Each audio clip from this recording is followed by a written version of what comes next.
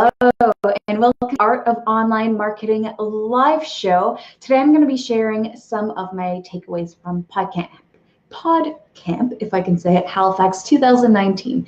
So if you don't know me, my name is Denise Allison. I am the creator of Strategro, and I help entrepreneurs grow with social media and live video. All right, so on Sunday, I attended and I spoke at an event in Halifax called Podcamp. And so today what I want to do is give you a little bit of a rundown of how that went, some of my takeaways, and other various anecdotes of the day that I have. So this post is sponsored by my newest free download, and that is a checklist for everything that you need to do before you go live and hit that big red go live button. So I'll be putting the link in the comments for you to go ahead and grab that. All right, so on to today's topic. So I'm gonna be fancy here and add some, some sliding things. So first of all, what is Podcamp? So unlike how it might sound and what I initially thought, this conference is not all about podcasts or for podcasters, although there were plenty of podcasters in the room and also some presentations about podcasts. But really, Podcamp is described as an unconference, and it's for everything digital media. So there were plenty of sessions about social media, which is of course what I was talking about, and there are all kinds of other things like virtual reality, privacy, data, etc. So there's lots of interesting things going on, all in the realm of digital media, digital marketing, and that kind of thing. So if you were at Podcamp Halifax 2019, let me know in the comments. And for that matter, if you've ever been to any Podcamp, whether it was in Halifax, Toronto, or elsewhere, let me know in the comments and tell me when and where that was. All right, so next up is the sessions that I attended. Hello, Adam. Thank you for joining me today. All right, I'm getting fancy with these headliners, so it's distracted me a little bit. So what sessions did I attend? So I attended a few sessions while I was there. Some people don't attend sessions when they're speaking because maybe they're a little bit too nervous or jittery and they don't want to just sit in a room and be full of nerves. But I actually really like attending other sessions before mine. I mean, mine was after lunch. So I attended some other sessions. So I went to all sessions of people that I know, which for one reason is I like supporting people that I know, and I also know that they are going to be good. So I know maybe I've missed the opportunity to meet some other great influencers and thought leaders, but I mean, in these kind of events, you need to choose what you are going to do, and you can't attend everything. So first of all, I went to Mena Riley's session, and it was all about networking, and actually it was about networking fails, but she also gave some great advice on how to make the most of a networking session. So Adam commented, that is me. Yeah, you go to the sessions of people you know. Well, I mean, it's nice to support people you know. Some of my friends, let's call them, they are my friends, but they're like business friends as well. I've never actually gotten to see them speak in real life. So, I mean, that can be fun too. So Mena shared some cool tips. And so the first one she talked about was the 5-second rule. So I thought this was the rule for when you drop your food on the floor and you can still eat it after 5 seconds without dying if you eat it. But apparently it's from a thought leader called Mel Robbins, and it means that you have 5 seconds to implement an idea that comes to your mind before your brain talks you out of it. So if you see someone at a networking session that you want to talk to, start walking towards them before the 5 seconds is up. The next thing she shared that was useful for me was look for groups of 3. So every time I'm at a networking event, most of the time I know nobody there because I tend to put myself in uncomfortable situations. So I know nobody there. I'm like, okay, gotta go talk to someone. And I walk up to 2 people and they're talking about something and I'm just like, and it's a little bit awkward. So her recommendation was to look for groups of 3 because probably two people are talking, and there's another one who's kind of there, but a little bit on the outskirts. So it's a good opportunity to swoop up that person and then start a conversation either with them or with the entire group. So I really like that. And then the third thing she mentioned was just simply ask for what you're looking for. So ask something like, do you know someone who needs help with blank? So even if you meet someone at a networking session who isn't necessarily your ideal customer or someone that you can help them solve their problems, they probably know someone who is. So for example, I might say, do you know someone who needs help with their social media marketing content? And if you do, send me a little message. All right, so next I went to Kara O'Quinn's session, and I've known Kara forever, like before this life of business, and I've never heard her speak either. So I went to her session, and it was about social media marketing and getting the right mix of content.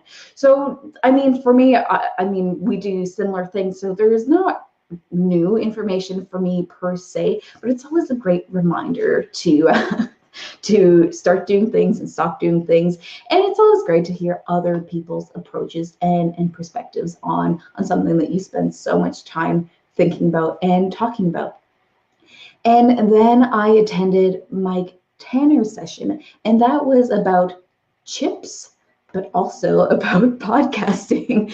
So do I have a podcast currently? No, I do not.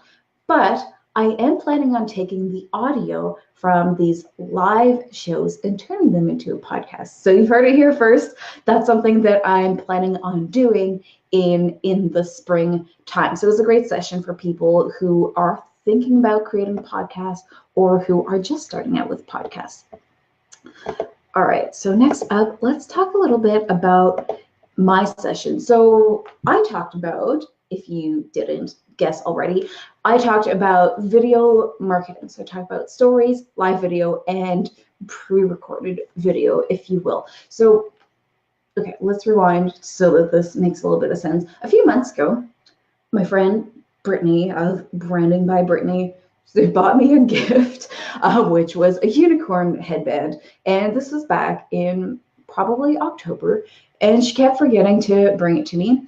And finally, on Sunday, she remembered to bring it to me. So, of course, she handed it to me, and I had to put it on, you know, right? So I put it on, and everyone was like, hey, are you going to wear that when you're presenting? So, of course, I said, yes, I will. And so then in my session, they're like, okay, well, why don't you have your unicorn headband on? So I put it on, everyone laughed, everyone took a bunch of pictures, and everyone continued to laugh throughout the entire session for other various reasons. So in case you missed that, or in case you want a reminder, this was the headband.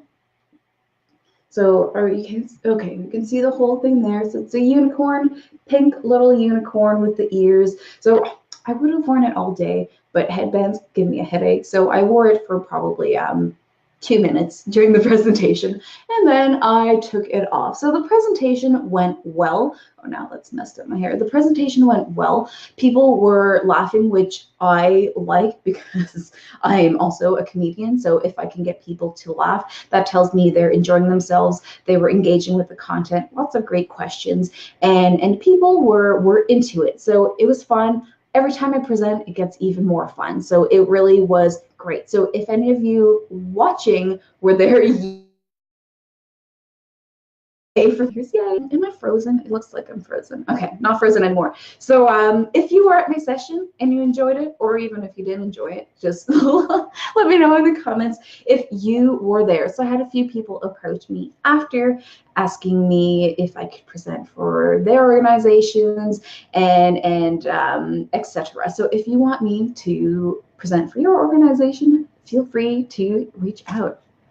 All right, so next up, some of the pros, the positives of Podcamp. So it's a great event. It's free. So if you are looking for some great knowledge and information and content for your business, your brain, whoever, whatever, it's a really great session that you can attend for free. It's a really relaxed environment. So it's not really a conference where people are in like business suits and everything. It's just like a fun day of learning. And as a presenter, all of the audiences were really relaxed. This is a great environment, especially if you might be new to speaking or presenting. I learned some new stuff and remind myself of things that I should or shouldn't be doing. And it's always great to see old friends, or old, probably not the right word, and they don't appreciate that, but see friends of mine and to make new friends. The cons, which, I mean, these are kind of generally the cons that I have, the negatives for any type of conference. One is that all the events run at the same time. Like there are like 7 slots of sessions, but there's like 4 to choose from, so you can't ever see everything. So I mean, I'm always like, oh, I want to watch everything, but I mean, that's just kind of the way it needs to be set up. And I mean, I'm also horrible at making minor decisions, so I just stare at the poster until someone's like, oh, I'm gonna go to that one next. I'm like, oh yeah, that sounds interesting, maybe I will too. So I mean, there's that. Halifax is far, but I mean, everything's far for me, and that's my own fault. But can't we get like a train, or can someone lend me their private jet? Like, any of you watching, could I borrow yours maybe?